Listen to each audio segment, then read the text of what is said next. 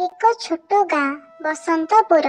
ଏଠି ଥିଲେ ଦୁଇ ଅନାଥ ଭଉଣୀ, ନୀତି 14 ବର୍ଷ ଓ ତୁଳସୀ 2 ବର୍ଷ, ବିଭାବତୀ ଓ ବିଶ୍ୱନାଥଙ୍କର ପିଲା, ଯେଉଁମାନେ ଗତ ବର୍ଷ ଏକ ଦୁଃଖଦ ଦୁର୍ଘଟଣାରେ ପ୍ରାଣ ହରାଇଥିଲେ। ସେଠାରୁ ଆରମ୍ଭ ହେଲା ତାଙ୍କର ସଂଘର୍ଷର ଏକ ନୂଆ ଅଧ୍ୟାୟ। ନୀତି ସମସ୍ତ ଦାୟିତ୍ୱ ନେଉଥିଲେ। ତୁଳସୀ ପାଇଁ ଭାତ ରାନ୍ଧିବା, ବସ୍ତ୍ର ଧୋଇବା ଏବଂ ସ୍କୁଲ ଯିବା ତାଙ୍କ ଦୈନିକ ଅଭ୍ୟାସ ଥିଲା। ଗାଁରେ ଅନେକ ଦୟା କରୁଥିଲେ, କିଛି ଖାଦ୍ୟ ଦେଉଥିଲେ, କିଛି ପୁରୁଣା ବସ୍ତ୍ର, କିନ୍ତୁ ଅଧିକାଂଶ ଲୋକ ଦୟା ନାମେ ଉପହାସ କରୁଥିଲେ।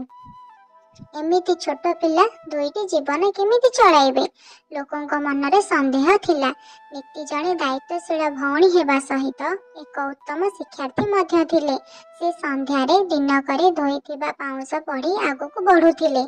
ଦିନେ ଗାଁରେ ଆସିଲେ ଜଣେ ନିଜର ନିଜାମ ଶିକ୍ଷକ, ମିସ୍ ଦୀପାଳି।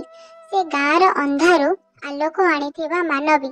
ସେ ଯେତେବେଳେ ନୀତିଙ୍କ ପଢ଼ା ଦେଖିଲେ ଅବାକ୍ ହୋଇଗଲେ।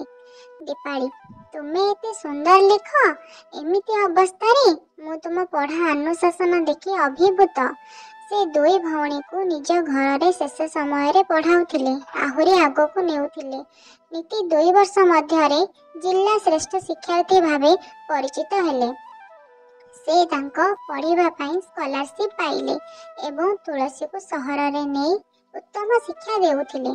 ବର୍ଷ ପରେ ବିଦ୍ୟାଳୟରେ ଆୟୋଜିତ ହେଉଥିଲା ସଫଳ ନାରୀ ଦିବସ, ଯେଉଁଠି ନୀତି ଅତିଥି ଥିଲେ। ତାଙ୍କର ଭାଷଣ ଲୋକଙ୍କ ହୃଦୟ ଛୁଇଁଦେଲା। ମୋର କେବେ ମା ବା ପିତା ନଥିଲେ। ମୁଁ ଏକ କଥା ମନେ ରଖିଥିଲି, ମୋ ଭଉଣୀ ହସୁଥିବା ଚାହିଁ ମୁଁ କେବେ ହାରିବି ନାହିଁ। ଶିକ୍ଷା ଓ ମେସେଜ। ପ୍ରେମ ଓ ଦାୟିତ୍ୱ ସମୟରେ ଅନେକ ଅନ୍ଧାରକୁ ଆଲୋକ କରିପାରେ।